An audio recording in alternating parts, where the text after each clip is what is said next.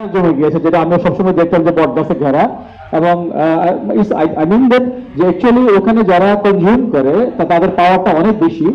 এবং সাথে সাথে আপনারা দেখেন যে এজ এ প্লেস আমরা জানি যে এই যে নিউজ কার্টন এটা ওল্ড মানে রিচেস এরিয়া, এবং যার কারণে এখানে একটা লোকেরা যারা বসবাস করে তার পারচেজ এরিয়াটা ক্যাপাসিটিটা অনেক বেশি, এবং এটা কাভারেজ করবে আপনার মগবাজার এবং Siddheshwari, Mintu road, daily road.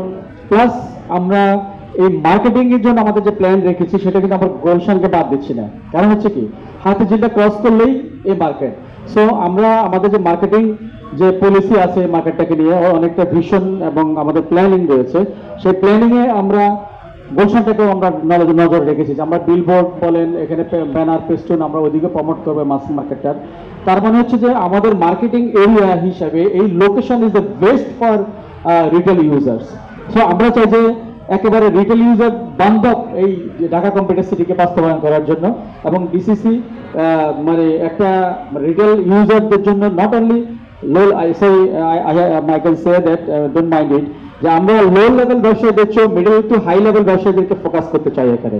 কারণ আমি যে এরিয়াগুলো বললাম সেটা কিন্তু ওই ধরনের মানে যারা সিটিজেন্সরা এখানে বসবাস করে থাকে। তো সাথে সাথে যেহেতু এখানে রিটেল শপগুলো বেশি হবে, ইনশাল্লাহ এখানে রিটেলারকে সাপোর্ট দেওয়ার জন্য হোলসেল বিজনেস যারা করেন, ডিস্ট্রিবিউটর যারা, তারাও এখানে আসছেন এবং আসবেন ইনশাল্লাহ। Thank you Moni. Next please.